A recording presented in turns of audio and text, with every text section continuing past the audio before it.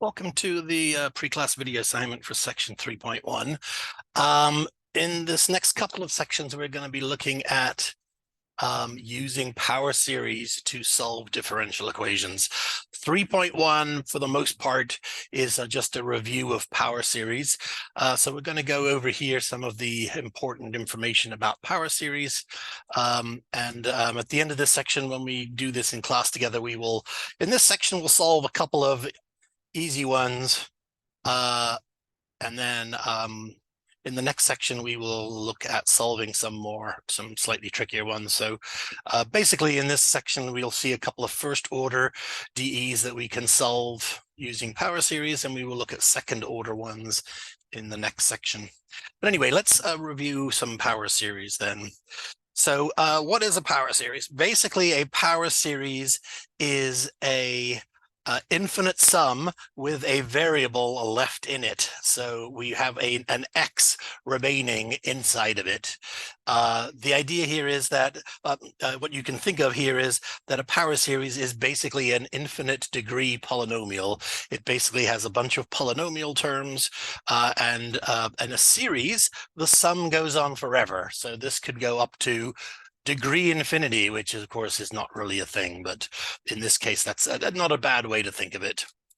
A couple of things here. I did write this sum as starting at n equals 0. It can actually start at 1 or 2 or anywhere really. So this could start somewhere. It doesn't have to start at n equals 0. It just has to have this unknown power term x. In this case, we have x minus a squared. So this is a power series centered at a. We have this x minus a factor in here. The c sub n is a coefficient. So often there is a formula for finding what this number is. We will generally be looking at power series that are centered at 0 for the most part. So that means that the a is 0, and then we really just have power terms here, x squared, x to the 1, and so on. So some important facts about power series. This should be a reminder from Calc 2. This might not be everybody's favorite subject, although it should be because it's pretty cool. The facts, we're going to just run over some of these facts. If you want to know the whys about this stuff, you would probably need to review your Calc 2. But here are some facts here. So a power series, again, has this variable x inside it. If you pick a real number r and plug in r for x, you get what is just called a series, not a power series, just a regular old series. And for a regular old series, also what you learned in Calc 2 is that you can ask yourself, does that series converge or diverge? If the series converges, it means that the infinite sum of numbers is in fact a finite number. If it diverges, it means it is not a finite number. So you can kind of say that you can plug in an r value and get out an output, which is the sum of the series. That is when a series or power series, the x equals r would be a place where the power series converges. If you look at the range of x values where a power series can converge, then there is a very regular form to this. A power series always converges only on a symmetrical interval around its center a, right? So we are often going to be talking about this actually being equal to 0. But again, all power series are basically then a symmetrical interval around its center a. So this distance from the center to the edge of the region where it converges is called its radius of convergence, r. So you might notice this is a suggestive terminology, radius. There really isn't a circle here, but it kind of looks like the intersection of the diameter of a circle. Yes, we have a segment here. This is our radius. The whole interval has a length 2r, and we have our center of our series in the middle. The endpoints of a power series may converge, they may converge, they may diverge, or you could have one of each. So there's all sorts of possibilities. All these things are possibilities at the endpoint. And you will have learned some of that in Calc 2. That is actually not going to be of much interest to us. We're going to focus on talking about the radius of convergence, which is the same whether or not the series converges at its endpoint. So we're not really going to be too worried about the convergence at endpoints. Again, typically power series aren't much good unless they have a positive radius of convergence, but it is possible that a power series has a radius of convergence of 0. That is possible, but not very helpful. All right, so we then have a little fact called the ratio test. In Calc 2, you will have used the ratio test to determine whether a series converges or not. So let's take a quick look at that on this other document here. Oops, wrong one. So if we have a series like this,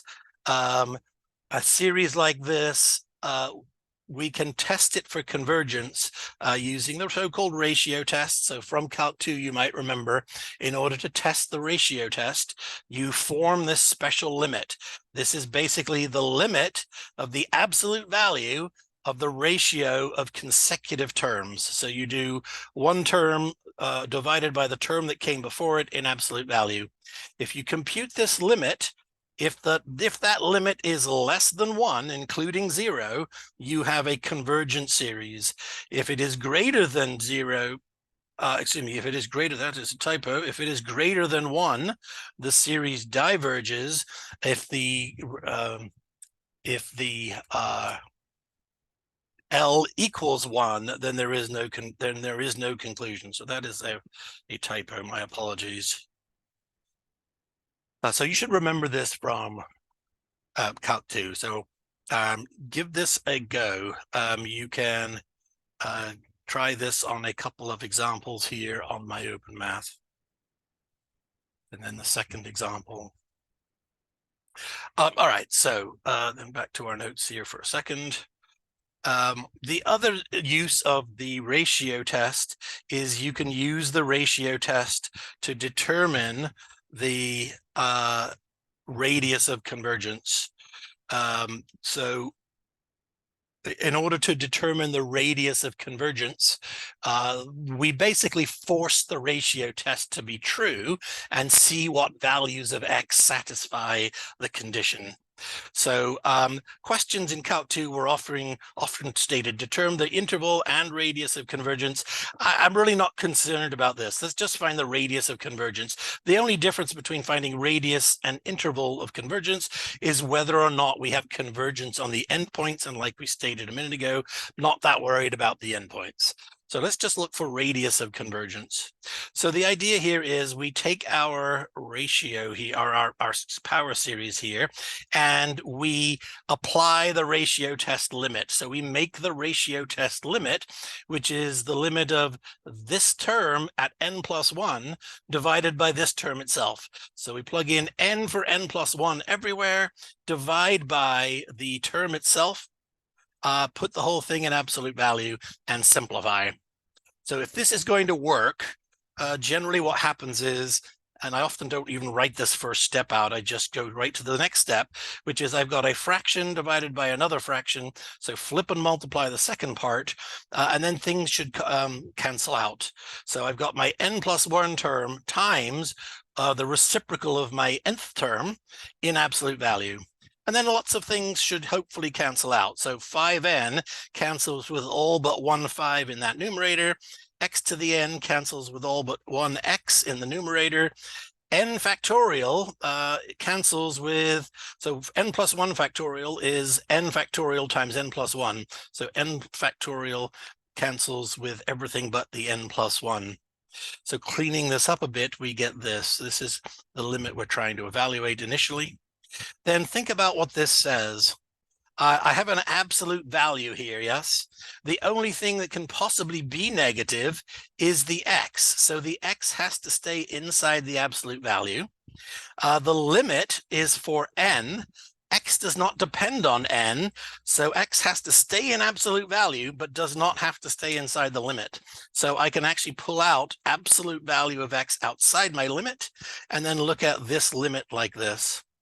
So think about what that says. I have absolute value of x times this limit, and we require, for the ratio test to be passed, we require this to be less than 1. Notice that, yes, this limit here, if n is going to infinity, 5 over something going to infinity is going to 0. So I like to think of it this way. That is, I have absolute value of x needs to be less than 1 divided by this limit. 1 divided by something that goes to 0 is going to infinity. Hence, my ratio, my radius of convergence here is infinity. And in fact, the interval would also have to be minus infinity to infinity. You cannot, there are no endpoints at infinity. So this is the entire real number line. This one is a power series that converges everywhere. Try the next one. This one is perhaps a little bit more mathematically complicated, but it's the same concept. Again, I form the n, in this case, k plus one term divided by the k term. Things should cancel out nicely. Check how they cancel out. And then we always end up with this situation. The 4x minus 5 has to stay in absolute value. The 1/3 does not have to stay inside absolute value. The 4x in absolute value, 4x minus 5, comes outside of the limit. So we end up with this relationship here.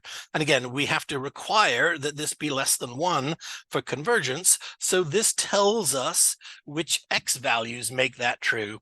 So this inequality in absolute value translates into this 3-part inequality, which you can then solve. So this inequality is, this is the range of x values that gives convergence for that power series. So think about what that says. That is the range of x values. We won't worry about checking the endpoints. You can check them and see if they converge there or not. We won't really care about the ends, but it's a little tricky to think about, okay, so what radius is this? Just remember that if we go from 1/2 to 2, then our center is in the middle. The radius is half of the length of the interval. So if you look at the interval from 1/2 to 2, that is an interval that is 1.5 long. So the radius of convergence is half of that. So again, we can use calculus to come up with a radius of convergence. So give that a go on my open math. All right, so ratio test was a big deal in Calc 2 for power series. It is good basic knowledge. We don't actually need it a whole lot for what we're going to do here. But again, we're trying to cover the background for power series. So probably more a big importance for us here is this concept that a power series is a function. It has this variable x in it. It is a function, therefore you can put inputs in for x. The outputs are the sum of the series that you get for that x value. Hence the domain is everything inside the radius of convergence from the center. Again, the endpoints we will not worry about, so I'm just going to keep them as open. You can in fact have convergence at the endpoints, but it is not very a useful concept. All right. So all power series are functions. This also works the other way around. And so you will have heard of Taylor series. Taylor series are not a different type of series. Taylor series are power series. Taylor series is the method by which you can find a power series for that represents a particular function. So that's really the big picture here is functions, power series are functions, and functions have power series representations for the most part, certainly for our purposes. So that is a big idea. Again, that is what we're going to do, solving a differential equation to find a power series solution. But a power series is a function, so we are finding a function solution in power series form. Number 5, also important. Power series are differentiable. They are also integrable for that matter, but that is not the sense in which we will look at that for us today. So we are interested in differentiable power being differentiable. This is easier than it might look at first glance. So, but here, all right, so what do we mean by a power series being differentiable? The concept is that if you have a function that has a power series representation, if you differentiate the power series, you get a power series that is the correct power series for the derivative of the function as well. So we can see this if you find the power series for sine x and differentiate it, you in fact do get the power series for cosine x. So this is what we mean. And also important is that the radius of convergence will be unaffected. So the radius of convergence remains the same under differentiation. You should remember, commit these to memory. These are something we will definitely use every time we do one of these questions in these next coming sections. We will be looking at the derivative of f of x. What is its derivative? And again, this is just the power term. Remember that c sub n is a number, and then x is the variable. So we have a power term, x to the n. How do you differentiate x to the n? The n comes down in front, the coefficient just sits there, and then you reduce the power by 1. So this is the derivative of this. Notice that, excuse me, accident. Notice that if n, in this particular case, if n starts at 0, the first term here is the number c0 and then c1x. So when you differentiate, the number c0 is going to go away. Hence, we can now start the sum at n equals 1 instead of n equals 0. It doesn't make it wrong to start at n equals 0, because when you put in n equals 0, you would still get 0.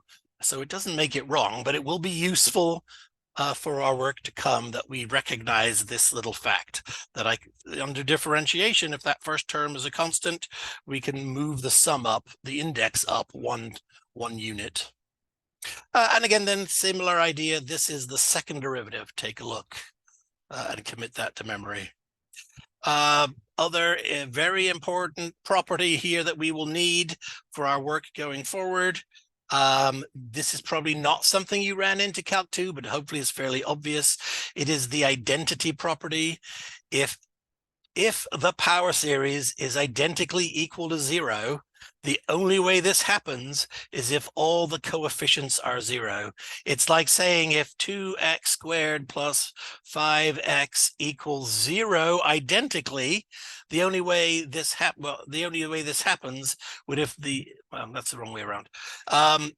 If you had, let me write it this way, c1x, well, let's say c2x squared plus c1x equals 0. If x is a variable, and this expression is identically equal to 0, always equal to 0, the only way that can be true is if the c1 and the c2 are 0. This is basically all they are saying here. And again, it does rely on this being an identity. That is, we're talking about this as a function being the 0 function, constant function equal to 0. So we will use that fact a little later. A little terminology here. A function is said to be analytic at a point. Again, another term we might not have seen in Calc 2. A function is said to be analytic at a point if it can be represented by a power series at that point with a positive radius of convergence. So not 0, but positive radius of convergence. So this is some terminology. And this is a property of a function. A function is analytic if it has a power series representation at a particular point. So this is a finer distinction of how nice a function is. Like we've seen things like functions being continuous. So continuous functions are nicer than discontinuous functions. Differentiable functions are nicer than non-differentiable functions, and so on. Analytic is sort of another category of niceness, at least I like to think of it that way. It turns out that analytic basically comes down to having a function that it has no worse than a hole. So you can generally have a function that has a hole in it at a point, but that's the worst. No jump discontinuities, no asymptotes, but no worse than a hole. So this is a terminology we will probably see in the next section. We will be generally working with power series that are centered at 0. It just makes writing easier. It makes the work a little bit easier. Power series centered at 0 are called Maclaurin series. So also Taylor series centered at 0 are Maclaurin series. So certainly for our book work, it is helpful to recognize the common, we call them the important Maclaurin series. So this is usually the first one you run into in Calc 2, 1 over 1 minus x. Think of this as sort of being a basic rational function. This is a Maclaurin series for it. Again, fairly simple power series that represents 1 over 1 minus x, and always pay attention to the radius of convergence. The radius of convergence 1 means that this converges, if it's centered at 0, which Maclaurin series are, this converges between -1 and 1. And so there are power series for e to the x, sine x, cosine x, tan inverse x, and ln of 1 plus x. So these things all have power series representations. So in Calc 2, you will have done a fair bit of work that was basically starting with these basic known Maclaurin series. You can come up with other Maclaurin series related to these with a little of algebra. So let's take a little look-see on the other document here. So if you consider a general power series, so if you have a power series for some function f of x, which has a radius of convergence that we know as r, then we can create other power series for transformations of f of x. The only key then is to perform the same transformation on the power series that you do on the function itself. So for example, a power series for 2 times f of 5x would be 2 times the power series with 5x replacing x inside the power series. Notice if 5x is replacing x, then it must do so over here in our radius of convergence inequality over here. So the trick here is, and always working in this sort of situation, this is not convenient for power series. You're much better off rewriting this as there's a 5 to the n, there's an x to the n, there's a c sub n, and that 2 can be distributed, so that can be brought inside. So this is the power series for it. It has the coefficient 2 times 5 to the n cn, x to the n, and it has the radius of convergence, which we can solve for x here to be r over 5. So this is really the only time the radius of convergence is affected, is when you are plugging in something for x. Then you must plug that in over here as well, and then you can use that to come up with how the radius of convergence might be adjusted. So take a look at these. Again, you can come up with a new power series by transforming a function, right? So if I am transforming the function f by plugging minus x over 3 inside it, multiplying by x to the 2 outside it, that is this. We got x to the 2 outside, x minus 3 inside, replacing x. So don't forget, we would also have to, I guess I didn't write that down explicitly, but we would have minus x over 3 less than r. And then if you solve that inequality, we would get absolute value of x less than 3r. So we now have tripled our radius of convergence here. So this can be cleaned up. Again, it's wise to write this all separate. So we basically have a -1 to the n, an x to the n, and a 1 over 3 to the n. So again, we can write that coefficient this way, and then the x to the squared can come inside.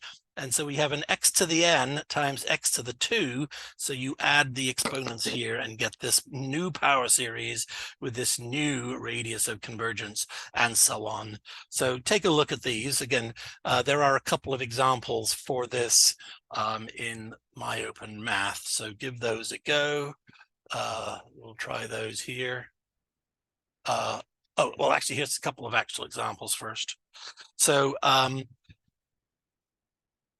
use an appropriate Maclaurin series to find a power series representation for x sine 2x. So again, the starting point is the known Maclaurin series for sine.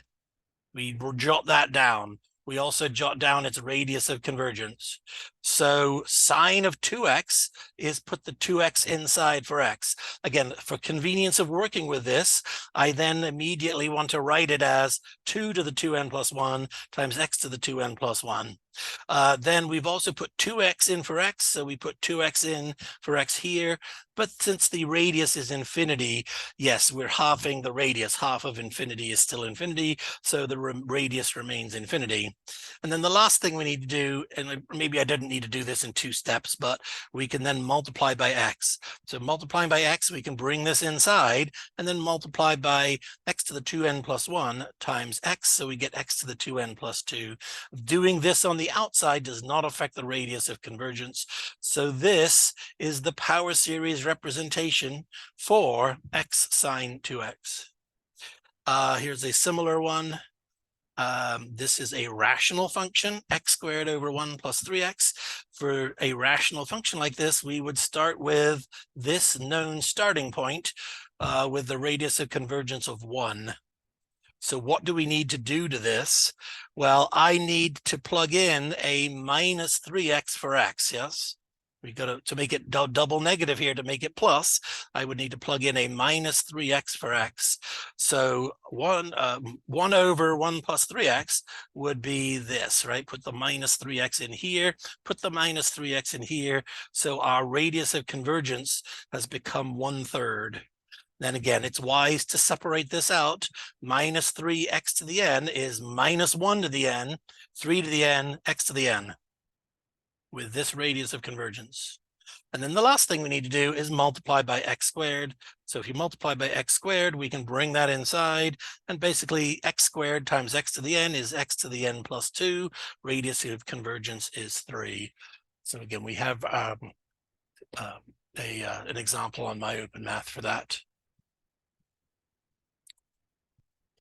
All right, so the last thing we want to talk about is a little bit more about differentiating power series, just a little practice here. Excuse me, wrong place here.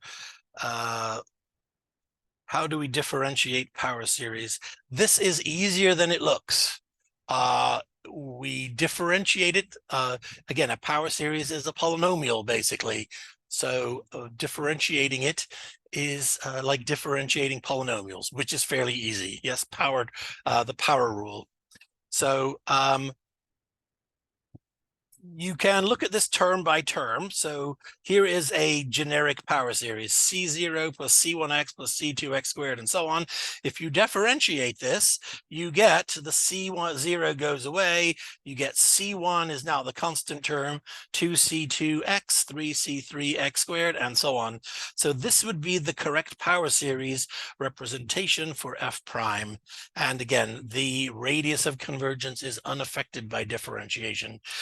Preferably, though, we want to recognize it that when we differentiate, again, we differentiate this general term. So we talked about this. It's the same thing as differentiating this way in the general term. Again, the only real subtle thing here is n equals 0 represents the C0 term. So when you differentiate, there is no C0 term. So we can now start the sum at n equals 1.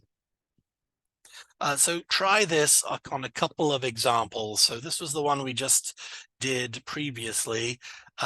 We have a power series representation for this function here. So this function is represented by this power series.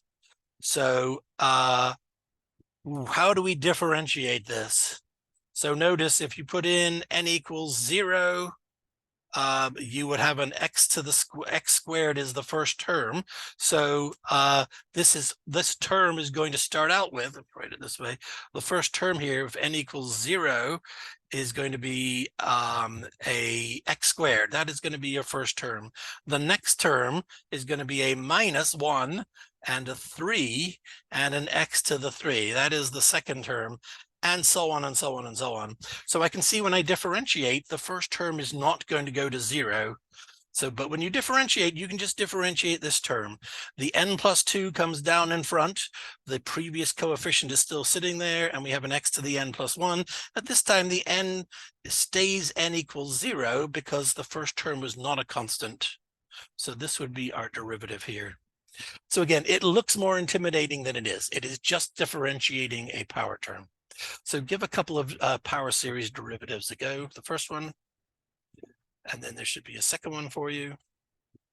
And that is it. We will finish this section up together in class. We will see you there.